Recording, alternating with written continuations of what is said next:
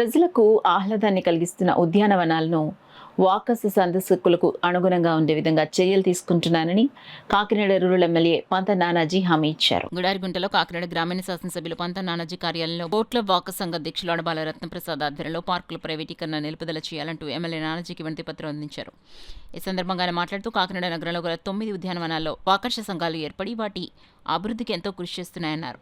ఇప్పటికే ఆ 9 పార్కులు అభివృద్ధి చెందాయన్నారు. ప్రభుత్వ యంత్రాంగం అభివృద్ధి చేయాలని భావిస్తే నూతన పార్కులను అభివృద్ధి చేయాలన్నారు. ఉద్యానవనాలను వ్యాపార అభివృద్ధికి కాకుండా ప్రజలకు ఆహ్లాదాన్ని అందించే రీతిగా పేద మధ్యతరగతి ప్రజలకు అందుబాటులో ఉండే విధంగా తీర్చిదిద్దాలన్నారు. ఉద్యానవనాలను కార్పొరేట్ సంస్థలకు వాణిజ్య అవసరాలకు ఇచ్చే అంశాన్ని జిల్లా కలెక్టర్, పురపాలక శాఖ మంత్రి దృష్టికి తీసుకెళ్లి నిలుపుదల చేయడానికి కృషి చేస్తానని హామీ ఇచ్చారు. తొలుతగా ఇటీవల రాష్ట్రాన్ని అతలాకుతలం చేసిన మొంతా తుఫాన్లో ముంపుకు గురయ్యే ప్రాంతాల్లో పర్యటించి ప్రజలందరినీ పునరావాస కేంద్రాలకు తరలింపు చేయడంలో చేసిన కృషికి గాను ముఖ్యమంత్రి చంద్రబాబు నాయుడు చేతుల మీదుగా సైక్లోన్ ఫైటర్ పురస్కారాన్ని అందుకున్నందుకు అభినందనలు తెలుపుతూ అడబాల రత్నప్రసాద్ ఆధ్వర్యంలో ఎమ్మెల్యే నానాజీని ఘనంగా సత్కరించారు. సంఘం ఉపాధ్యక్షులు కృష్ణంరాజు, నిమ్మకాయల వెంకటేశ్వరరావు, బుద్రాజు సత్యనారాయణరాజు, అడబాల సత్యనారాయణ, రాజా, పి ధర్మచంద్ర, రాజు, బిల్లా భీమశంకర్, ఆనాల సత్యనారాయణ, నున్న సత్యనారాయణ, సలది గోవిందు, సోమరాజు తదితరులు పాల్గొన్నారు. ఈ 9 పార్కులు ఏదైతే కాకినాడలో వాకర్స్ అసోసియేషన్స్ కింద భాగమే దాన్ని మెయింటెనెన్స్ చేసుకుంటా దాన్ని ఎవరికి అన్యాక్రాంతం కాకుండా దాన్ని కాపాడుకుంటూ ఎప్పటికప్పుడు సొంత ఇల్లులా చూసుకుంటూ నడుపుకుంటూ వస్తూ ఉన్నారు 9 పార్కులు కూడా. అటువంటి పార్కులు ఈవేళ ప్రైవేటైజేషన్ చేస్తున్నారన్న టాక్ అయితే బయటికి రావడం జరిగింది. డిస్ట్రిక్ట్ అడ్మినిస్ట్రేషన్ నుంచి వచ్చిందని చెప్పి చెప్తా ఉన్నారు. నేను కలెక్టర్ గారితో కానీ మున్సిపల్ మంత్రి గారితో కూడా మాట్లాడటం జరుగుతుంది. నేను మాట్లాడి నేను ఒకటే కోరుతా ఉన్నా, ఆల్రెడీ డెవలప్ అయిన పార్కులు ఎవరికో ఇచ్చేసి కన్నా డెవలప్ అయిన పార్కులు డెవలప్ చేసి వాళ్ళు ఎవరన్నా ముందుకు తీసుకువెళ్తే అది కాకినాడ అభివృద్ధికి పనికొస్తుంది తప్ప దీనివల్ల శూన్యం, దీనివల్ల కలిసి వచ్చేది ఏమీ ఉండదు. అలా లబ్ధాడు వ్యాపారులు ఆపడం తప్ప మనం చూస్తా ఉన్నాం.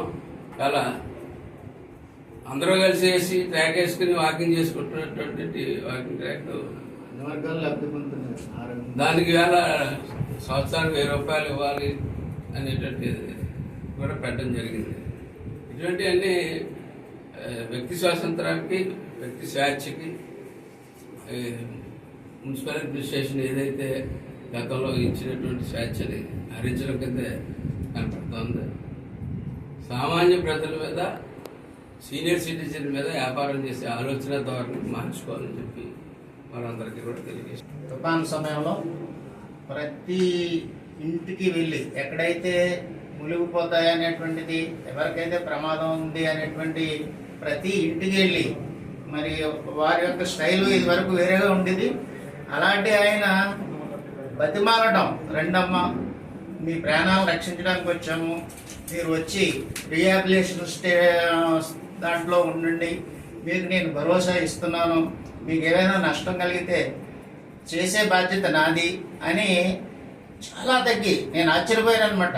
ఎందుకంటే ఒకప్పుడు ఉండేటువంటి నానాజీ గారి స్టైల్ వేరు, మరి ప్రజల కోసం చాలా వరకు దిగి బతిమాలు తీసుకొచ్చి రీహాబిలిటేషన్లో ఉంచి వాళ్ళందరికీ కూడా అందరూ మెచ్చుకునే విధంగా మరి భోజన ఏర్పాట్లు కానీ, మరి టిఫిన్ ఏర్పాట్లు కానీ అన్ని రకాలుగా ఇచ్చి తర్వాత గవర్నమెంట్ ఏర్పాటు చేసినటువంటి అన్ని కూడా వాళ్ళకి అందించి మరి చాలా కృషి చేసినందుకు మరి సీఎం గారు మెచ్చి వారికి ఒక అవార్డుని ఇవ్వడం అనేటువంటి జరిగింది. ఈ సందర్భంగా మా ప్రియతమ నాయకులని చిన్న సత్కారం చేయడం జరిగింది.